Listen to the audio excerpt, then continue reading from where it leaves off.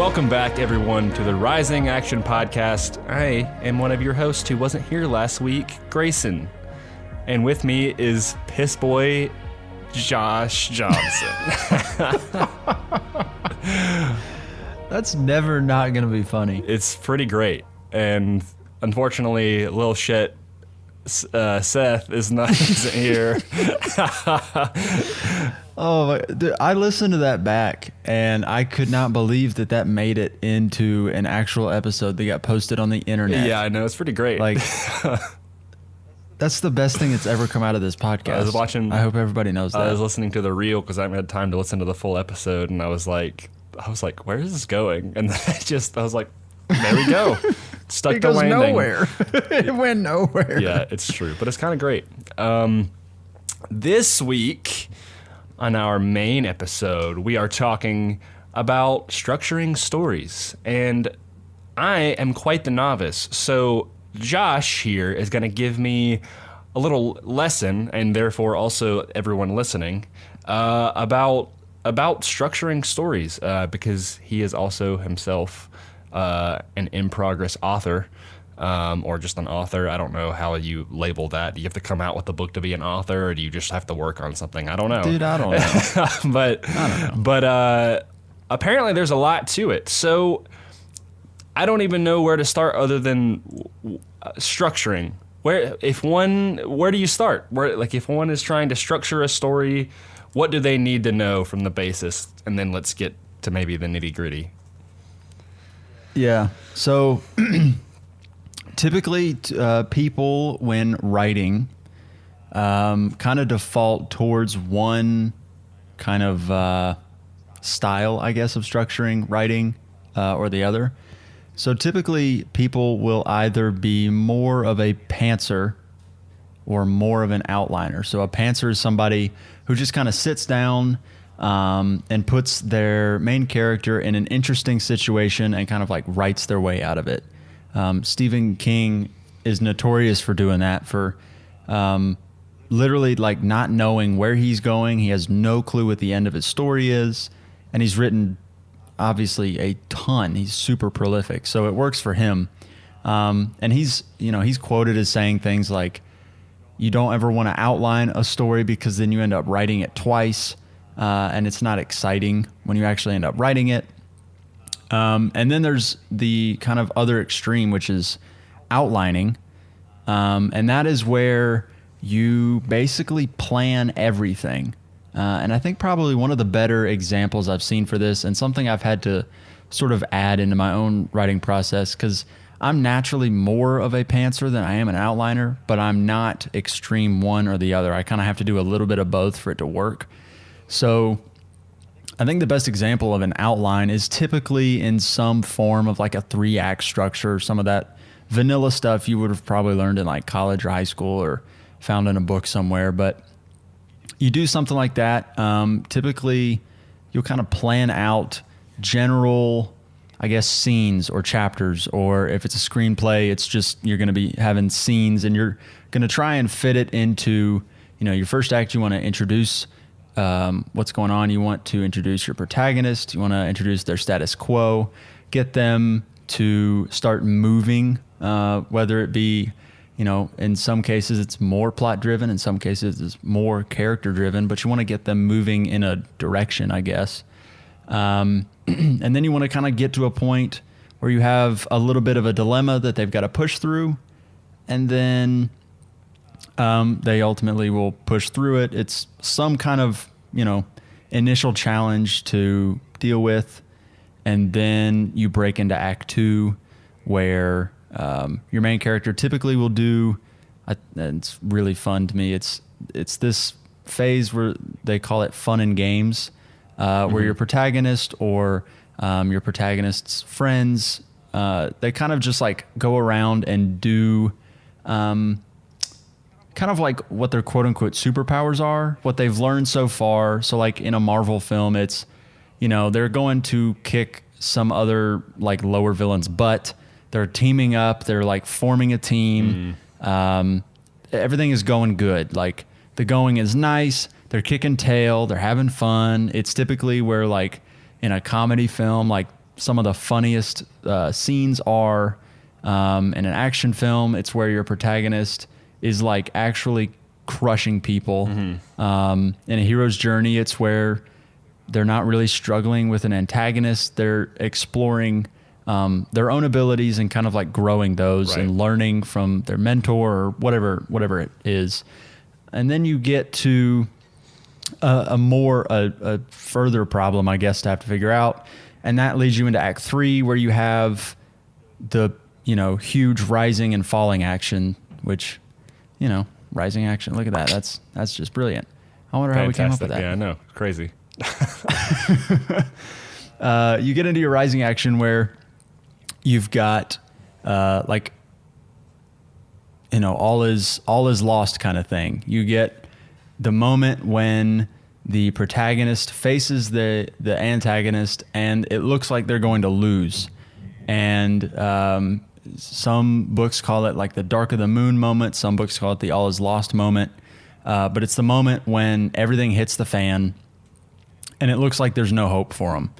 And typically they will pull on a lesson that they have learned throughout the story, and that will be kind of like in a twist or in perhaps like a predictable moment. They'll figure out like, oh, we can, solve this problem, and they'll defeat the antagonist, and then you have like following action after that. And that's like the basic super vanilla 3-act structure. Right.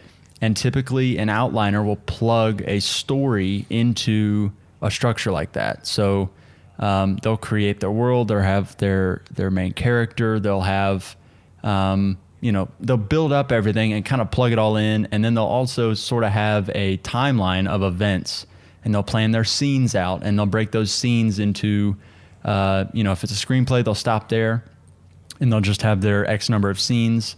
Or if it's a novel, they'll kind of fit it into chapters, and they'll have like 3 scenes to a chapter, or however many scenes they want to have in a chapter. And then they kind of like organize it based on, where it needs to fit and where it all needs to go to kind of fit into that structure. And then, that way they create their story, whereas Pantsers kind of figure it out as they go. But, with Pantsing, there still is a structure to it, but it's more of like an instinct than it is pre-planned or anything like that. Yeah. So it's interesting. Something kind of dawned on me as you mentioned the all hope is lost part. And I guess I never realized like that is pretty common, especially you mentioned like Marvel movies and something that I'm very familiar with. But I also did that short film a few weeks ago, and there's literally in the script, in like the screenplay we had, one of the scenes is like in parentheses, all hope is lost. That's like the moment where the character's like, oh my God, there's nothing I can do, and then they kind of like rise from that. But even in the end, they still lost. So then that's sometimes a thing. That made me think it's like, that was the kicker of like Infinity War, for example, where they had oh crap, all hope is lost. And they're like, oh wait, Thor came in and he's going to get, nope. And you're like, well, you could almost look at Infinity War as like a case study in a hero's journey, but from Thanos' perspective instead of the Avengers, which that's the subversion. Is you think the story is about the Avengers, you think that it's their hero's journey, but it's really not. It's Thanos' hero's journey. And if you look at it that way, Thanos has a very vanilla 3-act structure of a hero's journey. Yep. But the subversion is nobody thinks that's what's actually happening. Right. But when he wins and everybody's like, oh my God, what the crap? It's really not all that surprising because he's been the hero of the story the whole time. Right. Right. So that was a very interesting revelation to me.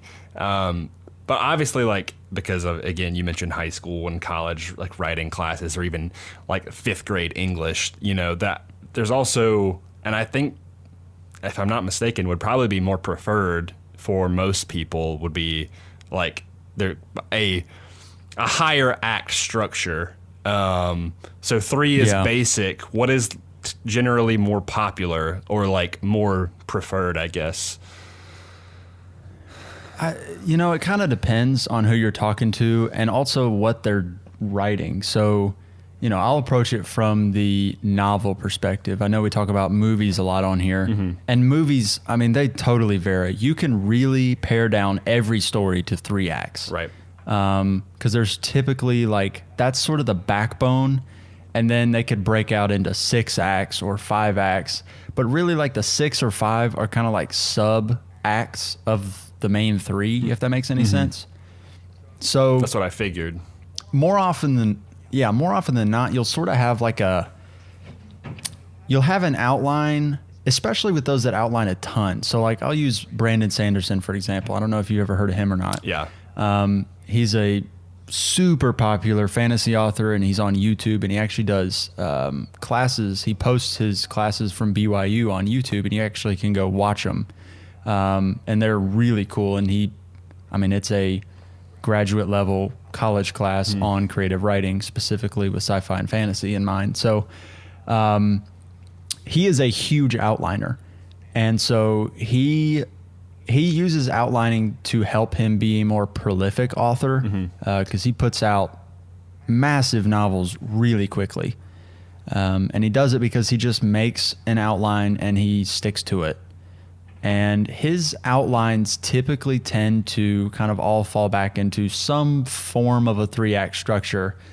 But he kind of will he'll play with it a little bit. And you'll notice a lot of seasoned writers, whether it be in TV, film, novels, short stories, novellas, they kind of all come back to the same structure, but they'll be tweaked a little bit.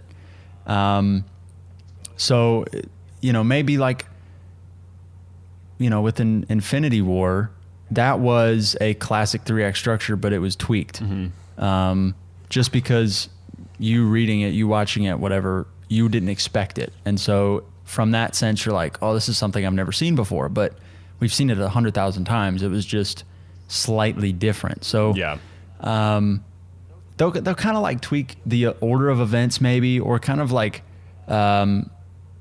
if you have a larger story, sometimes you can pair off.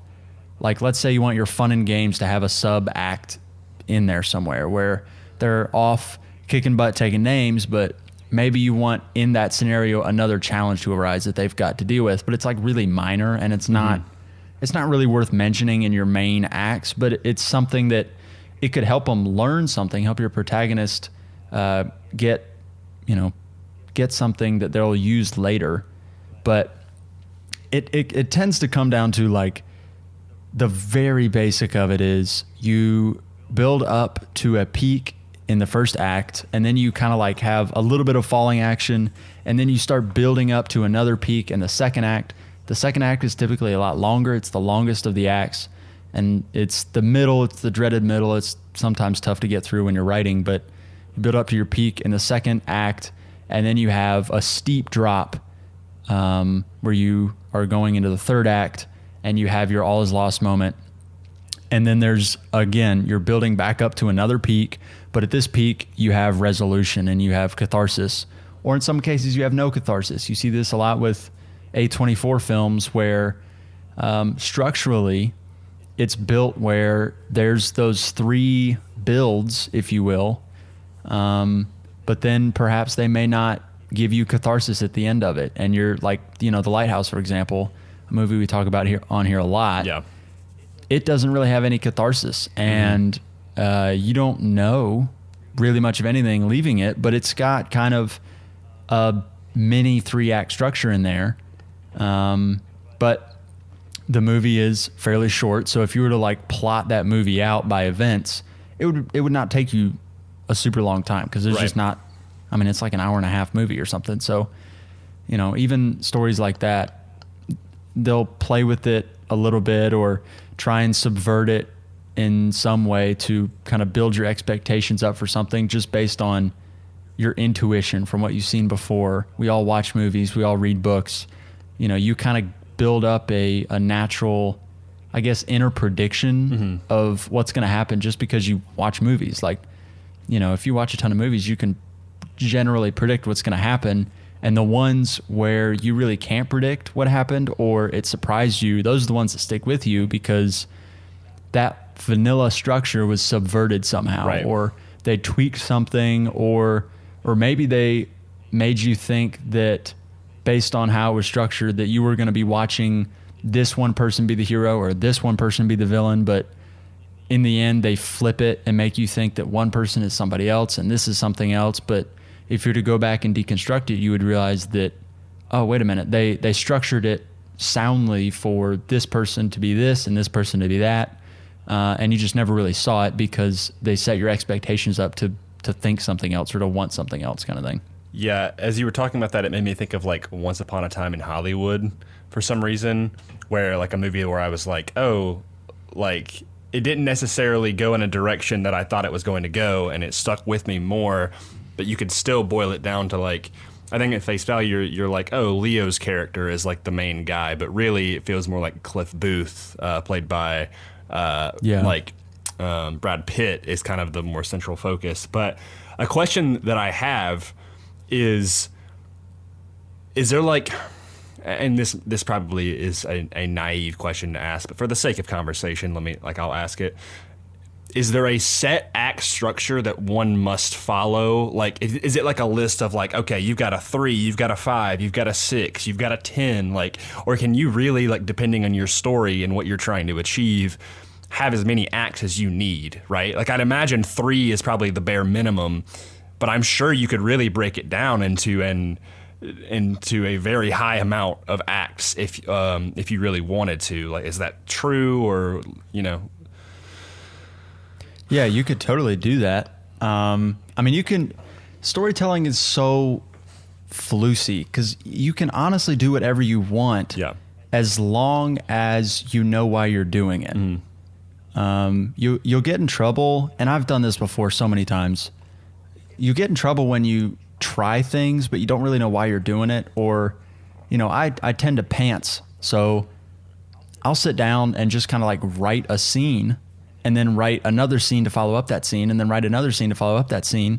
And all of a sudden I've written 3 chapters where nothing is going in a direction that I thought it was. And I've written myself into a weird corner and I don't know how to get out of it. So you really don't want to put yourself in a spot where you don't know where you're going and you don't know what you're doing. So it really doesn't matter if you do 12 acts, 6, 3, 37, as long as you know, like, okay, I need my protagonist to, at some point, they've got to show why that the person watching or reading should care about them. At some point, they need to encounter difficulty and either push through it or subvert the expectation of them succeeding with them failing.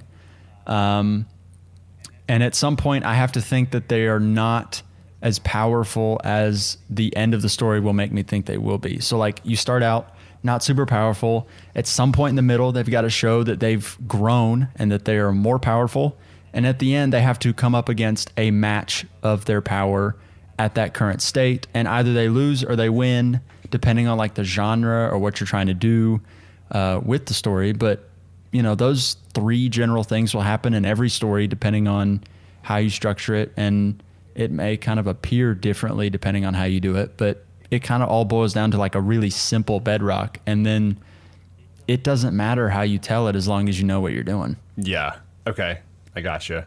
So with your books specifically, or, you know, your projects that you've written, you say that you mostly pants, which I find such a strange term, but I guess it comes from the saying like fly by the seat of your pants, I guess. Like, yeah, it does. And, like, I mean, there has to be, there can't just be, no, I mean, I guess there could, but there can't just be like no outlining if you're trying to seriously plot out like a story, right? Unless you're really just like, hey, I've got this concept and I'm just gonna write and just come up with stuff as I go, which typically I feel like would end up being worse for wear if you did not have a plan. Like, for example, I have a story idea, like 2 story ideas set within like Marvel and Star Wars, and like the Star Wars one I have outlined, like I did it in like a 5-act structure,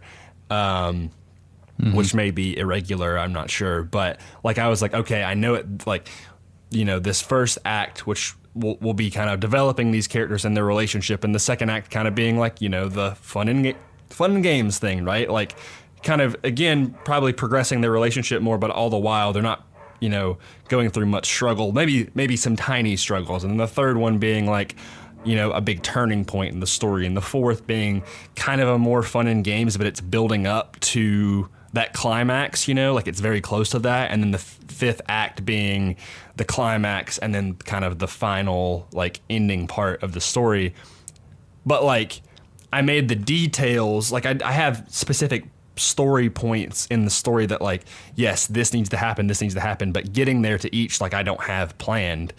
And so, you said, I believe it was Stephen King, says it doesn't make it fun. And I would agree, because I think realizing, I have all this stuff planned out, it's like, it takes the fun of like, oh man, I can't wait to get to this point. And you're like, well, crap, I have to get there now. So is that like, I'd probably just ask like 7 different questions right there. But like, back to my original question of being, if you want to make a competent story that really engages people, I feel like you can't just not have any planning unless you're just really lucky. Well, yeah. It depends, because I think you probably could. I mean, Stephen King does it, and he doesn't plan anything. And maybe he's just a story savant, and he just has the world's best instincts. Mm-hmm.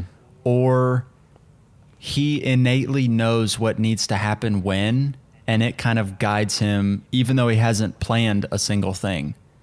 I feel like at some point you have to plan something. Right. And it like if I were to write a short story, I wouldn't plan anything at all. I would just sit down and write it. But also short stories are so small that like you really don't need to, because you're not going to write yourself into a corner with a 6,000 word piece. Like they're just so small you don't really need to. With a novel and with, mine, I've written myself into corners multiple times, and I've learned the really hard way that you kind of have to plan something. So, I wrote a whole novel and scrapped 80% of it because it wasn't any good because I didn't plan anything. And I kept, the first, I guess, fourth of it. Not even the first fourth, the first 20% of it. And then wrote from there. What I did have was a really good first act. Mm-hmm.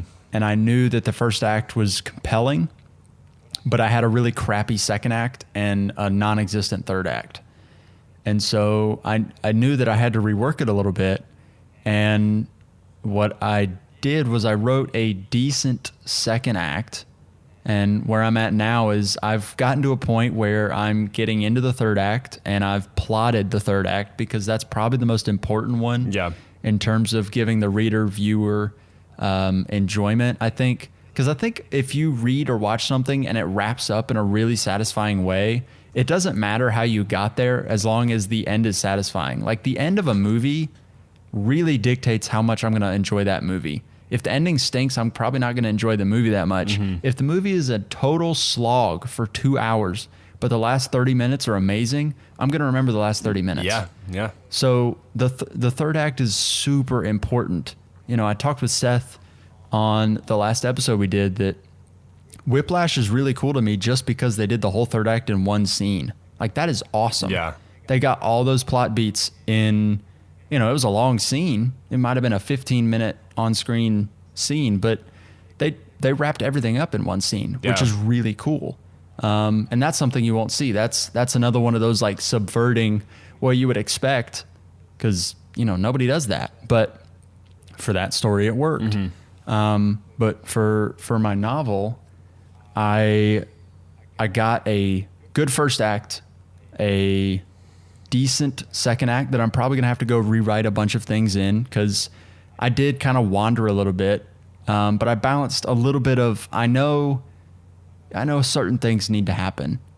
Quentin Tarantino is famous for saying that, planning is not super difficult, because like with Kill Bill, he always knew, and in the end, somebody was going to kill Bill. So like there's some things that you just kind of inherently know are going to end up happening, and you don't know exactly how. I don't know exactly how everything has happened, but I sat down this past weekend because I want to finish up this third act and kind of nail the character arcs and wrap up all these stories of all these different characters correctly. I kind of plotted out the whole third act, but I didn't really do any plotting for the first act or really for the second act, but I was also kind of getting caught in quicksand a little bit, so I needed to plan a little bit more. And so, for me, since I naturally am a pantser, or I guess probably a nicer word is a gardener, somebody who just kind of like tends the garden instead of, I guess planning everything to the nth degree. Since I naturally tend to do that, I allow myself room to do it a little bit, but I also need to give myself some boundaries of, don't go way out in right field, because that's going to lead you to no man's land. You're going to end up cutting 20,000 words again. Yeah. Creating fences in which I can garden. Yeah.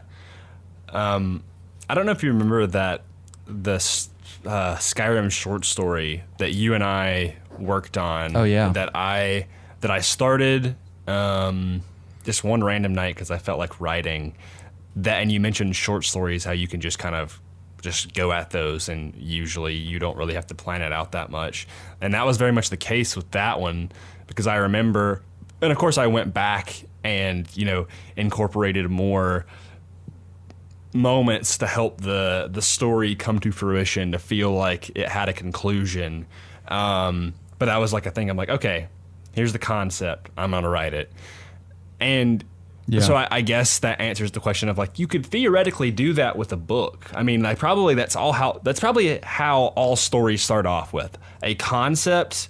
Like, I mean, what was they start with like a story seed or something. Yeah. As some people call it, where like, was it C.S. Lewis who said it's just like he thinks of a picture and that's what it turns into a story? That's how I operate. Like when I make a story, I think of one picture, at least most cases. And that short story that I wrote, it was a guy standing at the bottom of an icy mountain.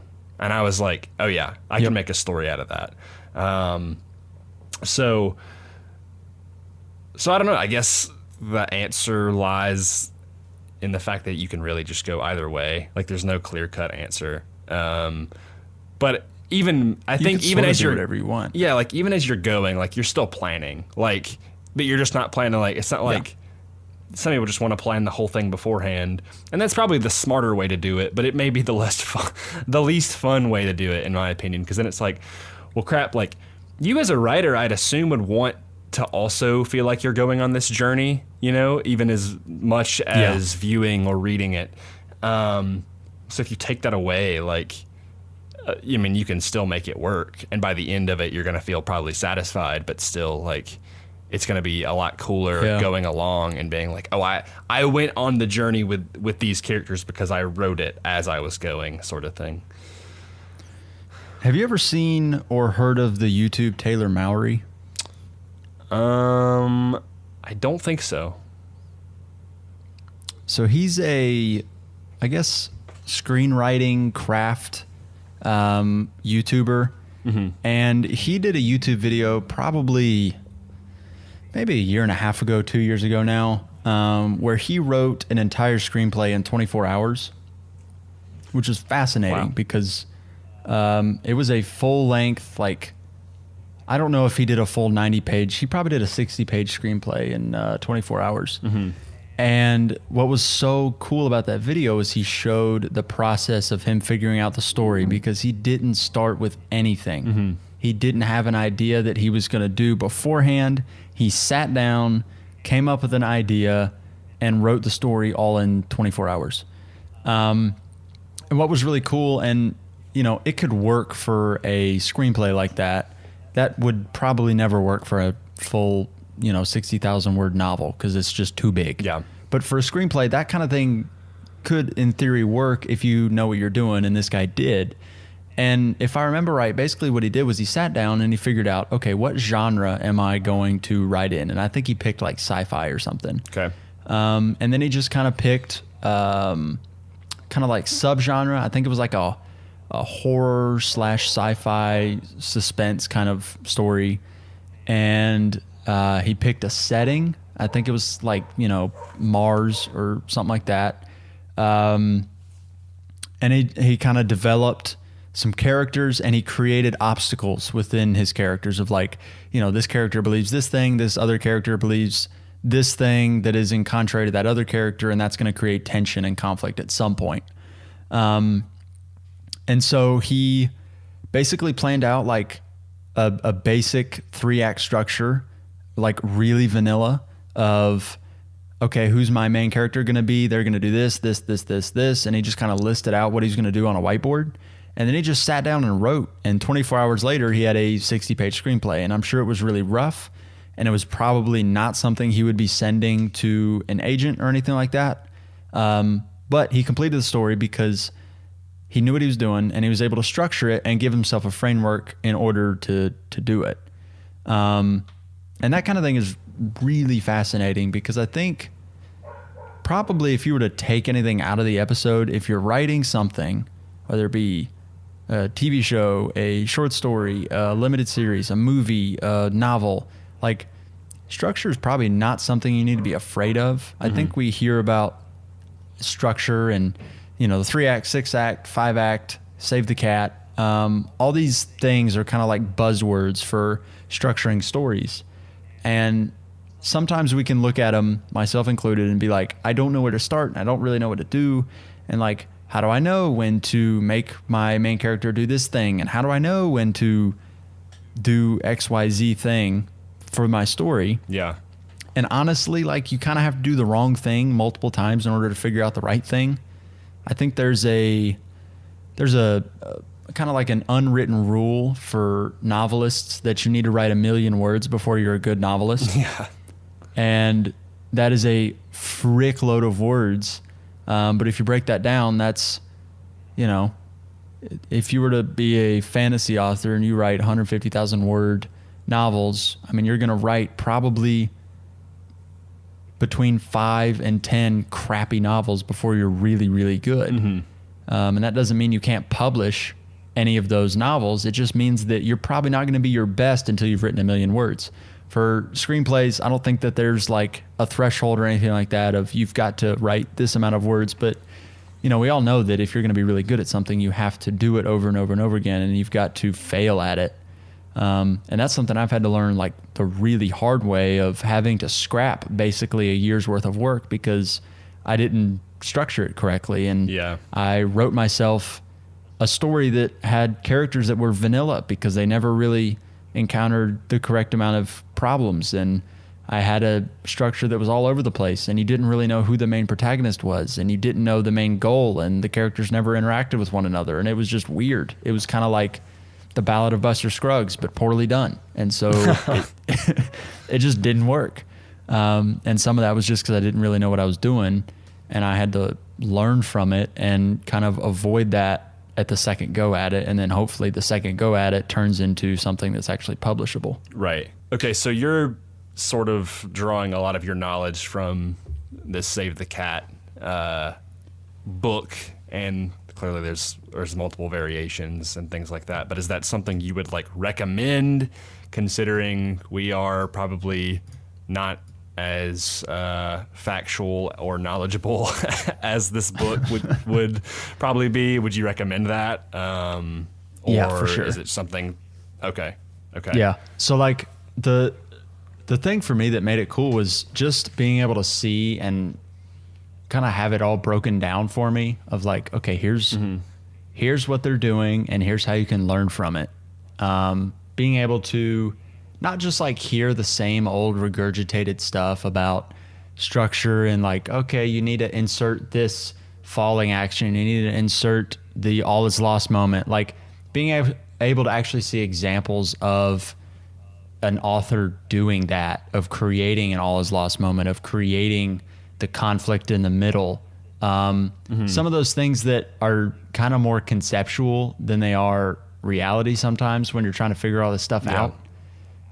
So it just kind of makes it practical, and it also shows you the bunch of different ways it's done, because it's really not done the same way twice. I mean, obviously you have like the backbone of it's this quote unquote event, like All Is Lost may look completely different in 5 different stories, but it may all still be an All Is Lost moment. It just looks, sounds, feels completely different for that same story. but because, just because of the way the thing is structured and knowing the structure, it can appear differently. It's one of those things like, when you are, a photographer, a cinematographer or whatever, there's rules of composition that you learn. And if you're a novice, you will break those rules, not because you're trying to say something, but because you just don't know any better. And the true pros are somebody that can understand the rules to the point that they can break them, but they're not breaking them just to do it. They're breaking them to say something or to create an effect, an emotion, more than just like, oh, I didn't know that was a thing. And that's what these books and listening to lectures and things like that, that's what they can do, is they can teach you kind of the brick and mortar stuff of telling stories so that you can get to a point where you can manipulate these structures and you can get to a point where you're making them work for you instead of having to figure out like, okay, when do I need to do this? When do I need to do that? And it just takes time of doing it over and over and over again. Write a lot of scripts, tell a lot of stories, write a few short stories, write a novella, write a novel. And over time, you just kind of naturally figure it out. It's not something that you can really, people have a talent for it, obviously, but I feel like more often than not, it's just one of those things that you just kind of figure out over time. Yeah. Okay. Yeah. Okay. That makes sense. What I'm curious about is like, if something, you mentioned breaking the rules, if something breaks the rules, quote, more than a story that maybe seems more vanilla, is it going to be a better story, or is that not really a clear-cut answer? No, take like Fight Club, for example. That story is freaking weird because like you don't really know what's happening the whole time. And then at the end you realize that like Edward Norton and Brad Pitt are the same person. And like if you're following along, you can sort of figure this stuff out, but just sometimes you can break rules or you can subvert expectations and it can be too much. And sometimes in the case of Fight Club, you can do it just the right amount. And I think with that story, that thing is just so off the wall. I don't even know if it's structurally different than anything else. It probably has that same backbone that every other story has. But the author, and have you ever seen an interview with that dude? That guy is out of his freaking mind. He is a weird dude. No, I have not. I didn't even know Fight Club was based on a book. Yeah, Fight Club is based on a book by a dude named Chuck Palahniuk or something. I don't know how you say his last name, but okay.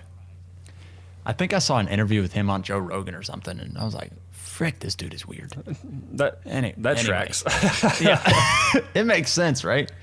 But stuff like that, and even when you get further into like experimentation and like, Haruki Murakami, for example, is a famous author that sometimes his books can be considered almost experimental, of like there's not really much of a structure going on sometimes, and it can be weird for some people, and some people can find it awesome, and they read his books for different reasons. They read his books for the language, they read his books for the cool characters or the feel or the tone or the mood. Like I like The Lighthouse because it feels fun, or like Phantom Thread, that's a mood. But like the story itself is, it's fine. It's a cool story, I guess, but it's about like a dressmaker in Victorian England. Like it's not, I don't know, it's not super crazy. So it depends. Sometimes it's like you sort of write what you would want to read. You would make stories that you would want to see on a screen or read in a book. And some people's tastes are different than other people's, and you just kind of figure it out as you go. Gotcha. Well, that is basically all I've got to ask. Is there anything else that you want to talk about or feel the need to let people know about before we wrap up the episode? I know I talked about Brandon Sanderson and his lectures online. If anybody's listening to this, and it's very possible nobody cares, but if anybody's listening to this thinking like, okay, how do I find more resources about this stuff that y'all are talking about? If you'll go on YouTube and just look up Brandon Sanderson, he's got so many lectures on YouTube of everything from like world building to plotting to outlining to character work, all these things that go into making a story essentially. And they're, I guess, targeted at people trying to write sci-fi fantasy stories and specifically writing novels. So, just kind of know that it's going with that bend, but you can take that information and you can apply it to screenplays. You can apply it to short stories, novellas. Same thing with a guy named Taylor Mowry. He has a YouTube channel as well that does the same thing, but it's targeted specifically at screenplays. He's got videos about how to get into Hollywood, how to structure stories in a 5-act structure, how to structure stories in a 3-act structure. He also has a podcast called The Writer's Mind, which is pretty interesting, where he kind of talks about some of the, I guess, thought processes behind why different story decisions are made and different things like that. So some of those resources would be cool for folks to check out. Well, sweet. Well, that's going to do it for this episode of the Rising Action Podcast. Thank you all for listening. Go check out the previous episode that Josh and Seth did. I haven't listened to it myself, but I've heard go listen. Good. Yeah. Do what Josh said. Please leave a review if you're listening on Apple Podcasts, and share it with your friends if you're listening anywhere else, because Spotify doesn't have a review system. Because they're stupid. It is quite dumb. I don't know why they don't have that, but whatever, I guess. You can follow me at Schradester8 on Twitter and Instagram. You can follow Josh at Josh Johnson, possibly with 2 N's or possibly just 1 N, 98. And you can follow the podcast's Instagram at risingaction_, where we, and by we, I mean Josh, makes some fantastic digital creations. And you can check out clips and stuff. And maybe that's a good way to share something with your friend. Maybe you see a reel on there and you're like, oh, wow, I really liked that. I'm going to send this to my friend. And then your friend's going to listen to this and they're going to be like, man, who's this piss boy Josh Johnson guy? But yeah, that's all I got. Did I leave anything else out? No, that's great. Fantastic. Piss boy out. Thank you for listening to another episode of Rising Action. You can follow us on Instagram at risingaction_, and we will see you in the next episode.